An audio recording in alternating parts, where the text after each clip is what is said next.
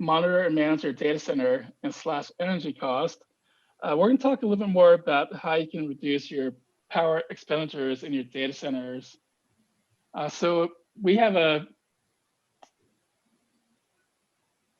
guest speaker today. So a little bit about Graphical Networks, our netTerrain DCIM product. We also have an environmental monitor module, which is powered by Intel DCIM. So joining me is George Clement. He's one of the Intel sales engineers.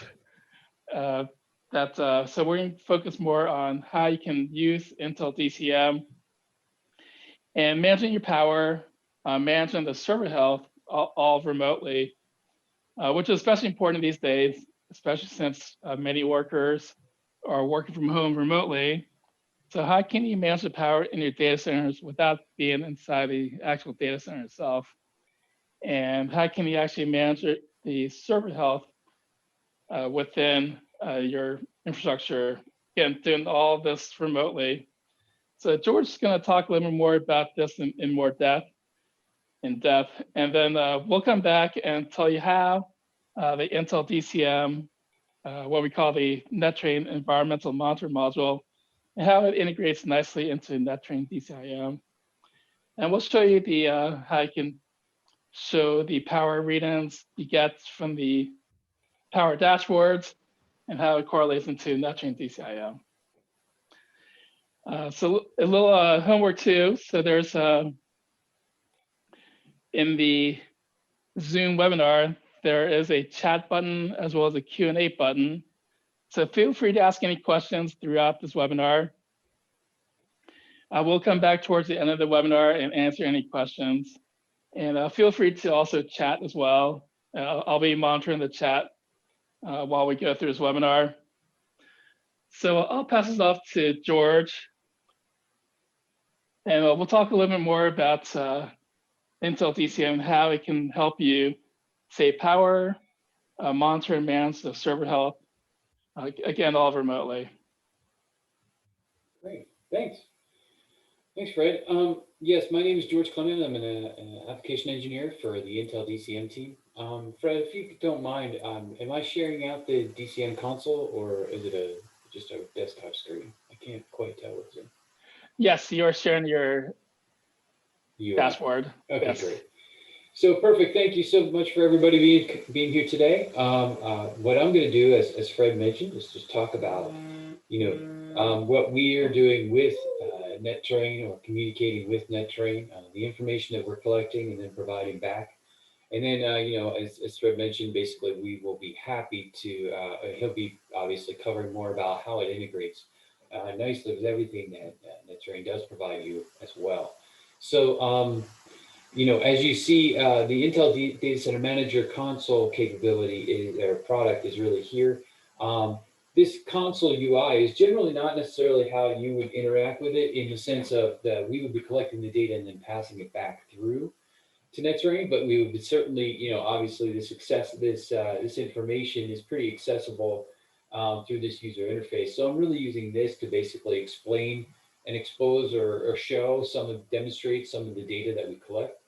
And then hopefully you will, you can get that and basically get a sense for this is all the entire scope of the information. And then, obviously you can pull back into netTerrain various parts or components of data that basically you find valuable to you. As you can see, the console starts off basically giving you some information, and it's really related to the power consumption and thermals within your data center space. What we're doing here is Intel is looking at collecting information up that's part of the embedded capability of individual IT devices, meaning we're collecting server power consumption data directly from the servers, from the power supply information and the bus on the back.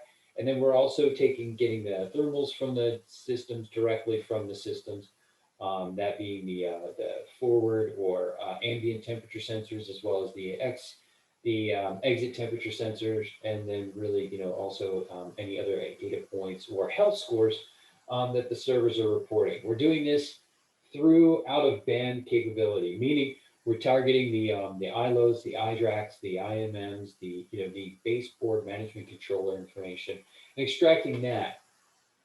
Why are we doing it that way? Well, it helps with the security aspects. Basically, we're able to collect this information without getting into the operating system or requiring any authentication credentials to the OS.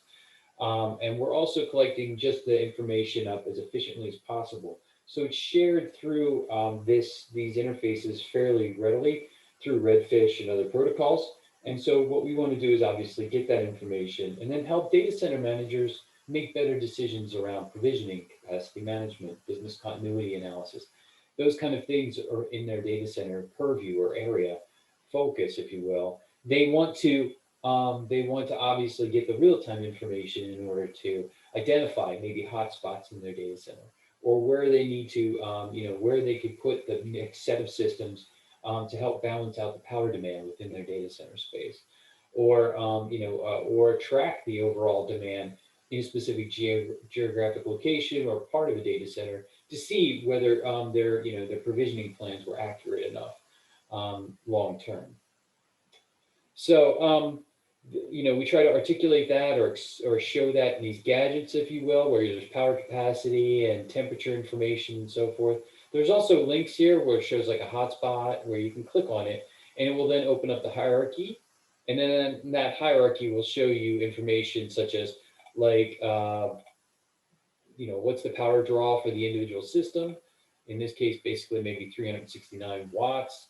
What's the use? How's the temperature look? Various other things, what type of system it is, etc. What's its health score or information that it's reporting related to health, power demand over time, temperature range that it's recording over time as well, and then sensor information as well. So these elements or areas are basically highlighted as part of the overall capability that's provided to the data center manager as a complete package. And what we'll do is basically take this information from individual systems and then we'll add it up so that you can tell at the rack, what's the power consumption at the rack level, what's the thermals, the highest thermals in the room or in that particular rack, etc. So that information is really, part of the deal is basically talking to the individual systems, getting the device and the subcomponent information related to performance as well as power demand and so forth out of band, and then being able to add it up per rack, per row, etc. So the data center manager can then see, some more value in the sense of, okay, I can get real-time information from an individual system, and I can also get that real-time information at a rack, row, etc. That really makes it more actionable for the customer. We do this in a visual sense, like in this sense, and then we also provide a layout, physical, like top-down layout, where you can get you can apply overlays and various other things like space capacity used and power capacity used versus current, et cetera, so that you can see, what's your power consumption and where do you really have an over demand or under demand in particular areas. Another focus or area that's really useful is the capacity management area.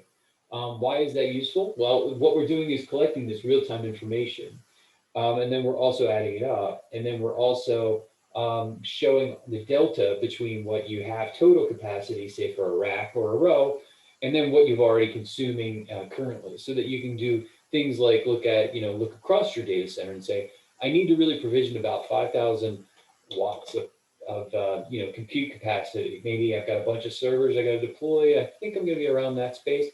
I want to find out where I can do that from the maximum, from using the maximum power draw from my data center.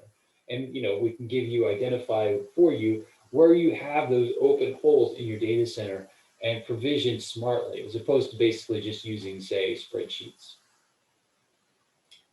We do a whole host of other things. The reliability section really includes basically some health information that we interface with or we provide here, as well as other anomaly issues like maybe SSD issues, or identifying unhealthy fan performance, etc. Those things are things that we've kind of grown and built over time into the user interface, as well as we'll collect up the events that are happening out of band, meaning the events that are reported through the out of band interface, the ILO, the iDRAC, the IMN, and then we'll centralize that into a searchable store and then also be able to, you'll be able to like, recognize those errors or issues and then basically acknowledge them and then basically put notes in there as well. Another item that really, customers or data center managers really enjoy is the fact that basically they can do thresholds. So they can set thresholds to say, if the power demand for this particular rack or this area exceeds X, let me know. Or if the thermals exceed X, let me know. So that you can kind of really get a good handle on being as proactive as possible for things that are starting to step out of what you call the acceptable range. Within the energy section, we also present the thermal train or the thermal variations basically by like a histogram, and we can show where there's hotspots in that space, and then also we can identify underutilized servers, and then understand like performance characteristics as far as power demand goes. One area that we do jump into here that's a little bit different than the others is really around the setting up a power policy to limit power consumption for a group or an individual server. Why that's useful or what's that useful for? So say you have, a rack of servers that are a rack that really can only be cooling about 20 kW of power draw. So that you can put a power policy in place to basically limit the power consumption for that particular rack so that the servers, are only consuming up to what you can acceptably cool to. This is a great thing for those data centers that are a little bit older, or you've got KW, 10 kW racks that you have and a cooling system that can fit that's rated for that. But you're having a lot of pressure basically from the higher density implementations that you're currently getting. So this is a way to actually ensure that you don't overconsume what you can cool. So how it works, basically we change those systems that we're currently monitoring in DCM. We can basically then change the frequency on the processors to make sure that the servers in that group, like in that rack or that subgroup, only consume, are performing within that acceptable framework that you've defined in the from the power cap. So that's an interesting aspect. Not so many people use it as aggressively because basically the alerting is also useful as well. And maybe they don't want to limit any performance to the servers or potentially limit performance. So this is one of those guardrail kind of capabilities that we usually implement at the far ends of what your acceptable range is, and so that you have some insurance to prevent stepping outside the bounds of acceptable, I guess, or where you want to, where you could potentially support up to. The last are a couple of pieces are basically energy comparisons where you can compare hardware from one vendor to another. And then, you can do some stylizing or changing of the platform basically by, changing authentication credentials and usernames and so forth, and bringing in integrating Active Directory into the overall solution so that you can do that, as well as things like, you can also add extra fields and implement a power, basically like custom attributes so that if you want to view things from a different perspective. And then obviously you can change your currency and the costing per kilowatt hour, because one of the features that we do provide is really the costing or analysis of power consumption. And we do that at various levels, including right down to the individual server where we can cost out the power consumption over time. So, as you can see, what we're collecting is real-time information from the servers, adding it up from the viewpoint and presenting it, adding it up and presenting it from the viewpoint of the data center manager. So he's looking at, or he or she is looking at racks, rows, room, those kind of things, maybe some logical groups as part of like accounting or finance where there's assets that are shared across a couple of different racks or a couple of different areas. And they're able to basically then collect the performance or power consumption data to help kind of understand what's being utilized in the data center, zero in on hotspots in their data center via the real-time information from the servers, and then really get the power consumption information so that they can kind of calculate out PUE for various areas, or for various things to show value proposition from the data center management side. Then what we do is obviously expose all of this information via API back to netTerrain. And that's really where you get into a broader discussion of obviously all that kind of documentation and wonderfulness that basically netTerrain has, and then tie that up with the real-time information that we provide. I guess, Fred, that was a quick overview of what we do, but I think that's really kind of in a nutshell where we tie into you. Hey, George, it's Jason. Hey, Jason, how are you? I'm good, thanks. All right. I don't know if you talked about this. Can you go to devices and how you add devices here, the interface, and Sure. talk about different device types you can add in when you do the discovery? Absolutely. This is always good information to know about and what the different protocols mean, and kind of what it means example-wise of the devices, like you were talking about with IPMI and so on. Okay.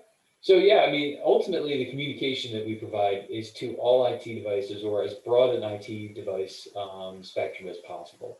So we focus in on obviously communicating with individual servers via IPMI or Redfish, and that means that we support various different OEM platforms, including Dell's, Lenovo's, HP's, etc. IBM's, all the platforms that you're familiar with, Huawei and so forth. We collect that information up and basically, and try to normalize it across a spectrum or a grouping. So basically, we'll collect power information and thermal information from the Huawei servers, as well as the Lenovo's and the HPs and Dells, and we'll take that information and kind of make sure that it's normalized across, so that when you look at a rack, you can tell you get the full picture of basically what's there.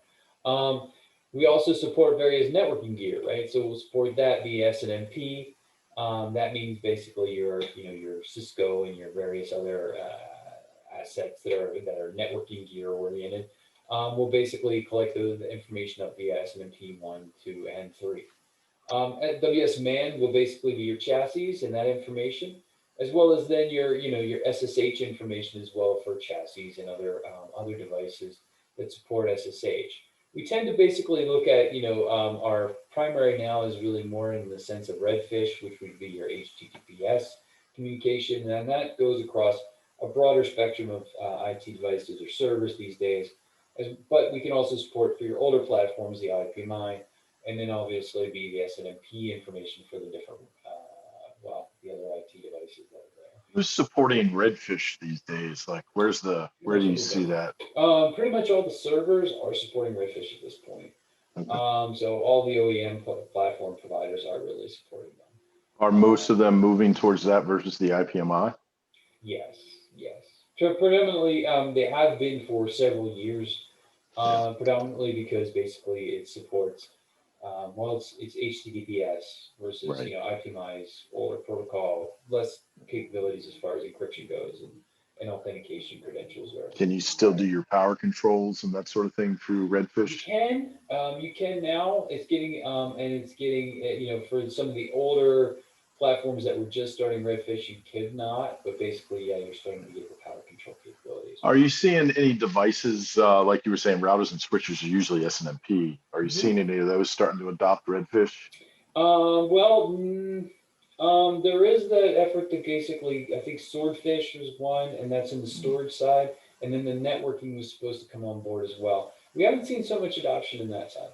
I think they're still kind of moving that way. Everybody wants to have a schema basically and an approach, but I really haven't seen a whole lot. But then again, I think I really doesn't. I just don't know. I just haven't seen as much innovation this year as in past years, and there's many reasons why that could be. But basically, I'm pretty sure that we're going to see more in the networking gear having HTTPS support, much more, because it helps blend with having a RESTful interface.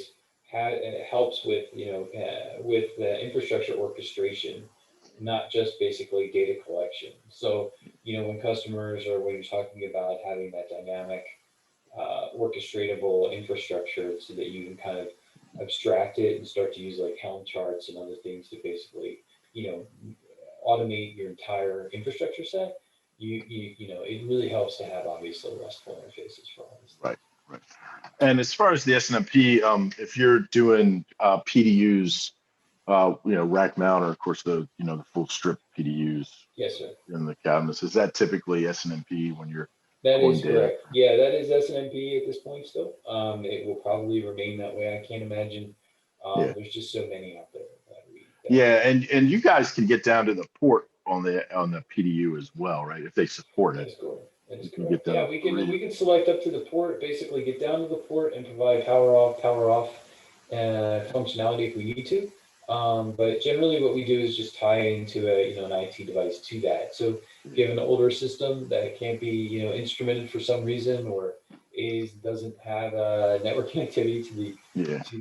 BMC, then we can certainly tie into a PDU and collect up the power information via the PDU. Oh, it's great though, because you can obviously get, you know, get the full power reads at the PDU level. Of course, control the power with the IPMI or the Redfish, Yes, but sir. also even do on and off of the PDUs. Yeah, and If that's, of you course know, they support that, and also to the PDU port. You know, when I say port, I mean power port.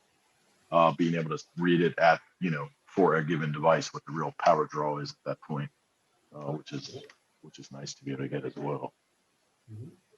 exactly. Yeah, I mean, we want to get as broad a communication strategy as possible so that we can, you know, get back to you guys in the NetTerrain space, basically, you know, Yeah. and provide as much information real time so that you can, you know, you're presenting the entire spectrum. So we want to get as much real time information from all those devices to that. Yeah, no, yeah, it's great stuff. And you know, in the tool itself, just so everybody knows, I mean, it's you know, obviously you configure it, you set it up, you do your discovery, and then you start getting all this wonderful data, and you can set it up in a hierarchy too, similar to what your data center is, all the way down to, you know, rack mounting and other things. And you know, people ask me, well, I can do all this. Do I need NetTerrain to see everything? Well, Absolutely, we do bring other things to the table besides showing just a rack and stack and that kind of thing. We wanted to have a relationship with Intel because of the great data that obviously Intel collects in this product, and then we leverage that data. You know, our customers can leverage that data to do things like, you know, manage the data center and the capacities and other things. So you can certainly mirror the information that's here. So this is where, after you're collecting all this data, then, you know, what happens is we use that data in NetTerrain, and so that's what I'll talk about now. And show, I guess. Let me see. We will stop the other person's share. So thank you, George. Thank you. I'm going to share my screen here. Jason, maybe you want to introduce yourself too. Probably a good idea as Yeah. well. So, sorry, let me just switch gears here to my interface and to the terrain here. So yeah, so I'm Jason Sherman. Do sales engineering. I do a lot of pre and post with respect to customers. So pre being, you know, talking to customers about our product and what it does and about the Intel product. But normally when I need to deep dive, then I get, of course, George involved to help out. And then I do a lot of post implementations, installations, that sort of thing, configure things, and hopefully get systems talking to each other and getting data into our NetTerrain system. So with that said, talk about NetTerrain a little bit. So we're talking about data with respect to NetTerrain. Let me kill that one, and let me go up here to my demo server here. So what's on my screen now is what we call the NetTerrain collector. And the collector allows you to do connections or connectors to data sources. And one of those data sources is the NetTerrain EM or the Intel DCM. We just call it the EM when we talk about it, but it is the Intel DCM. And then you have SNMP and other connectors. And connectors for us are an interface to some system, either doing discovery or a system that exists using their APIs. In the case of the Intel DCM, it's using the a connection directly to the DCM software. I have it installed on one of my servers, and then I have a user and password, and that allows me to use their REST APIs to pull data. And so what we do is we go out and discover the devices that are in that environment. In my case, 40 devices. Most of them are servers, and then I got a couple server tech PDUs. These are in blue because they're actually exist in my netTerrain system right now. So they're already been discovered and pushed, so to speak. Push up here. And this tool, you can set it up where you're going out and doing a scheduled discovery, so it's getting new data on a regular basis. In my case, grabbing data from the Intel system, so I can grab all those parameters like temperature and power, or whatever the case may be. Then the negative ones are temperature because those PDUs don't have a temperature sensor. That's why you see a negative one there. But so what's nice is with netTerrain, you'd also have the rack elevation, the rack view, the data center view, background images, and all these things. Because with netTerrain, it's a documentation tool, so you have other capabilities. You have the ability to create a whole hierarchy of buildings and floors and rooms and all these other things, but also show other equipment, like in my data center, generators and PDUs and power. Where my fire extinguishers are on the floor plan, things like cameras, et cetera. So there's a lot of detail you can get into and show and information. And that data that we're capturing, let's say from EM or from other systems, that data then gets pushed into netTerrain. So you then see the cabinet elevation view, where you now can see the actual rack with the equipment rack mounted. And you'll notice that these particular devices, you may see, they have sort of different colors to them. So let me zoom in on this thing a little bit. Have much luck there.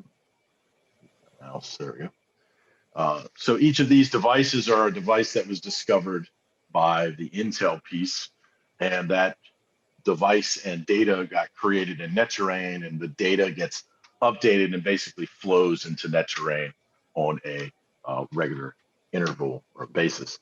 You'll notice that some of these devices may be, different sort of shades of colors. I have a visual override that basically says, hey, if this device exceeds a certain threshold, then change the color of it. So if it's red, it means that it exceeded the 350 watt mark as far as that. What I said in netTerrain. Of course, you can do things on the Intel side as well.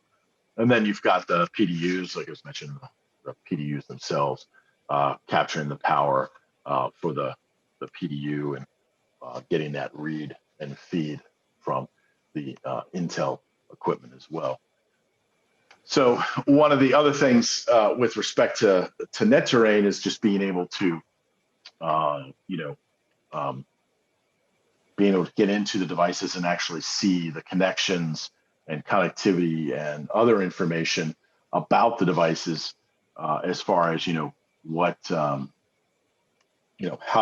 how is the device connected or wired in my environment.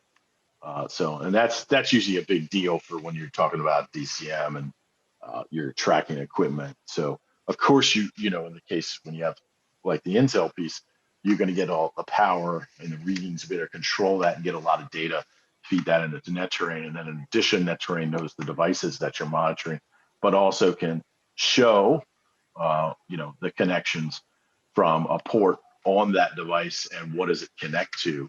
So in the case of what the connection is, where does this device connect in my environment, and kind of what does that look like? So you can double click on the port, you can click on the link and basically go to the other end of the connection and see physically where it's connected. So in case you see it's connected to a switch or a patch panel, you can start to track that. And you can do this with data. So data ports, you can do it with power ports. So you're sort of building on your whole big picture with the two tools, right? You got the Intel piece collecting a lot of data for you about the power and temperature and the environment side. And then you've got our side of the story, which is taking that data, bringing it in and being able to show all the equipment, of course, rack mounted, but also, where is it in the environment? what's the layout, and then what are all the physical connections, power, data, and so on. So you now get a full picture of the environment and not just sort of a partial view of the environment. So you can really manage your data center effectively and answer those questions like George was mentioning. Being able to find rack space efficiently, whether it's in the Intel tool or whether it's in this tool, you could really do it in both places, but also answer other questions too, right? Do you have availability for connections, power, data? What are the pathways for these things in case there's something that's broken? How are you going to troubleshoot it? Show me the pathways of links and connections and so on. So again, trying to just give you a full picture of your environment where it makes sense. It doesn't always make sense for everybody to have one tool or both tools. So where depending on what it is you're trying to solve, it might be one or the other, or certainly in many cases it can be both. So, with that said, I want to see if there's any questions out there we can answer for George or myself. Happy to discuss anything else, but otherwise really appreciate everybody's time kind of coming to see. And if you have more detailed questions, if you want to check out the software, we do have a demo environment where you can log in and see the Intel product and kind of poke around a bit as a read-only user, kind of see what the interface is like and some of the data points. And also that's true of the netTerrain software of a read-only environment where you can log in and kind of browse around and that sort of thing. So, but with that said, I don't see any questions on the QA side that I can see. Let me double check. So I think that's about it. Fred, is there anything else you wanted to add? No, I think that concludes it. Thank you, George. Yeah, thanks a lot, George. We Thank you, appreciate your Jason. time. Anytime. So we'll have a recording for this webinar. It'll be posted on our website. I'm sure you'll also get an email link as well.